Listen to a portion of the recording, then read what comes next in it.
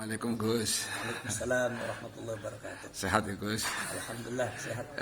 Ini Gus, ini sedang viral ini terkait dengan kasusnya Gus Fahim. Ini bagaimana pendapat Gus Abbas ini Yang mana? di Jember. Yang di Jember ya, Fahim di Jember ya.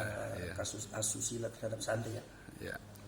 Ya, saya secara pribadi ya sangat menyayangkan, bahkan sangat menyesali dengan adanya kejadian itu. Urusan benar atau tidak saya tidak tahu karena saya bukan kepolisian. Biar itu diserahkan kepada hukum Indonesia. Tapi dengan adanya isu semacam itu lagi-lagi terjadi di Indonesia ini, Pak.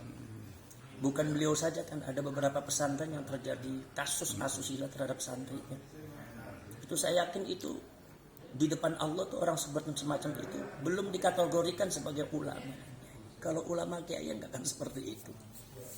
Maka dari itu Nahdlatul Ulama di sini di dalam menjadikan orang itu sebagai tokoh ulama, apalagi sampai membuat pesantren, itu bukan sembarang orang. Tidak cukup hanya dengan ilmunya yang mumpuni, tidak cukup dengan hanya tampang, tapi juga harus ada mungkin juga gen juga menentukan nasab dan juga hatinya.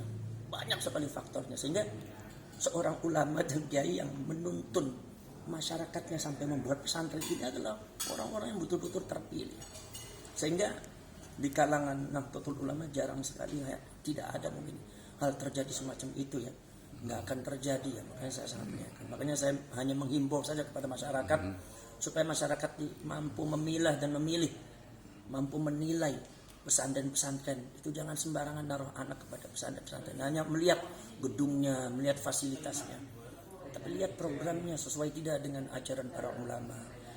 Apalagi kita Nahdlatul Ulama NU sesuai tidak dengan Ahlus Sunnah wal Jamaah. Awas hati-hati, jangan sampai cuma gedungnya saja, jangan sampai fasilitasnya saja. Kalau fasilitas gedung bisa dibangun, tapi urusan masalah akidah, syariah dan mentalitas keimanan itu tidak mungkin bisa gampang dibangun. Maka dari itu saya menyayangkan sekali.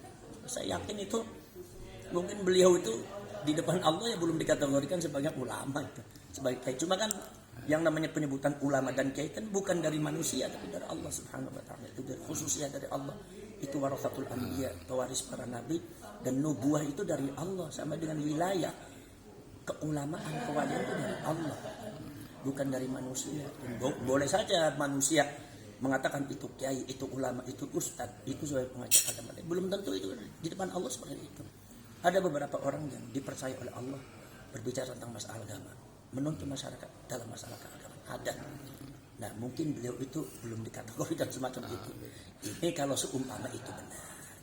Terus itu tapi Gus, itu kayaknya dalam perkembangannya dia menafikan fakta-fakta mungkin yang sudah dibawa oleh pelapor dan dia merasa paling benar, bahkan itu bersumpah mau berjalan dari Jember sampai ke Jakarta dengan telanjang. Itu gimana pendapatnya Gus itu? Wah, ya itu masalah benar atau tidak kan bukan urusan beliau tapi urusan hukum. Fakta-fakta nanti dibacakan. Sebagaimana seumpama beliau mengatakan itu tidak terjadi, tapi kan si pelapor juga punya fakta dan bukti. Dan nantinya akan diadu, dikonfrontir. Idza taqada rajulani fala taqdil al-awwal hatta tasma'a kalam al-akhar. Jadi ketika memutuskan sebuah hukum jangan satu pihak saja, pihak yang lainnya didengarkan. Dan itu adalah berbicara hukum kepolisian. Jadi benar atau tidak kejadian ini tergantung nanti fakta dan hukum dari kepolisian, hukum Indonesia bagaimana. Kalau misalnya hukum itu mengatakan iya, ya beliau tidak boleh menafikan. Kalau merasa dirinya benar ya biasanya orang-orang semacam itu merasa dirinya paling benar. Karena merasa dirinya itu ya jadi Tuhan. Dia jadi Allah. Semua orang salah. Nggak ada yang benar, yang bertentangan dengan dia dianggapnya kafir, dianggapnya nggak benar, dianggapnya munafik. Jadi merasa dirinya udah di Tuhan, merasa dirinya udah jadi pemilik agama, pemilik Quran, pemilik hadisnya Kanjeng Nabi, pemilik agama Islam. Jadi yang lain itu hanya kontrak saja dianggapnya. Jadi dianggapnya salah. Jadi yang bertentangan dengan dia dianggapnya salah, yang tidak sesuai dengan dia dianggapnya salah. Apalagi saya dapat membacanya dari apa perkataan beliau. Kalau seumpama itu benar, maka saya akan berjalan dari Jember ke Jakarta semua dengan cara telanjang. Itu mohon maaf itu bukan perkataannya ulama. Seorang ulama tidak ada yang bicara seperti itu, tidak akan berani bicara seperti itu. Walaupun dalam rangka mempertahankan dirinya, ya kita cari kata-kata yang lain yang baik. Itu namanya al-kalamul badhi. Kalau kita buka kitab Ihya Ulumuddin, kalangan Imam Ghazali itu kalamul badhi. Al-kalamul badhi itu kalam-kalam yang seperti itu yang tidak pantas ketika diucapkan, apalagi oleh seorang ulama dan kiai. Janganlah bicara semacam itu. Dan tidak usah dalam rangka membela diri, carilah bahasa yang lain yang lebih tepat. Makanya beliau nggak ngerti, berarti mungkin beliau itu jiwa dan mentalitasnya belum dikategorikan sebagai ulama di depan Allah Subhanahu wa taala, sehingga Allah memunculkan itu, izhar, dimunculkan semua supaya orang tahu bahwa beliau itu belum kategorinya sebagai ulama dan kiai depan Allah, sehingga mengucapkan kata-kata yang kepleset semacam itu, apalagi seumpama terbukti, kalau kasus ini terbukti, wah itu sudah jauh dari kebenaran. Tapi ya orang semacam ini biasanya ngerasanya benar aja, jadi semuanya halal semua. Apa yang dilakukan oleh dia pun dianggapnya benar. Sebabnya apa? Sebab saya dengar itu kan kejadiannya nggak 1 kali 2 kali.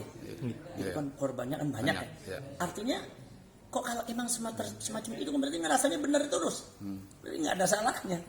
Itu akibat apa? Akibat orang semacam itu, saya tidak bicara kefahim, orang semacam itu adalah mentuhankan dirinya. Dia berlaku dirinya sebagai Tuhan. Jadi benar terus. Tapi kalau yang lain ngelakuin salah terus. Jadi Tuhan yang menghakimi. Dia adalah pemilik alam, pemilik sorga, pemilik neraka, pemilik Quran, pemilik hadis, pemilik agama. Jadi yang lain itu dianggapnya salah. Dan yang lain dianggapnya budak-budak. Dia sendiri Tuhan.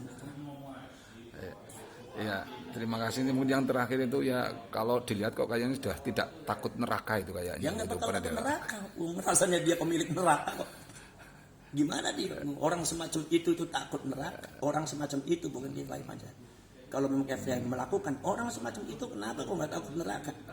Mereka menghalalkan semuanya, fitnah halal. Kadang-kadang orang zaman sekarang kan ada kan ya, walaupun bukan kifayah itu ya, orang lain cuma banyak.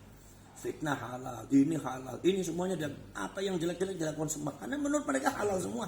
Mengkafirkan orang, membina orang, menjelek-jelekan para ulama, para kiai, sampai menjelek-jelekan pemerintah yang sah itu dianggapnya halal semua. Kenapa? Karena mereka itu merasa dirinya pemilik neraka. Jadi yang lain itu ya suruh masuk neraka, yang lain penghuni neraka. Dialah pemilik neraka, dialah pemilik surga. Rasanya kayak gitu. Pemilik Quran, makanya dia nggak ada salahnya. Dia benar semua. Makanya dia tidak pernah takut sama siapapun. Loh, kenapa nggak pernah takut sama Allah? Ya orang merasa dirinya dia Allah. Kan dia ngerasanya Tuhan Allah. Walaupun dia tidak menyatakan secara langsung, tapi dari sikap mental semacam itu seperti itu. Ya. Terima kasih Gus, ini pencerahan buat kami. Amin. Terima kasih. Assalamualaikum warahmatullahi wabarakatuh. Waalaikumsalam warahmatullahi wabarakatuh.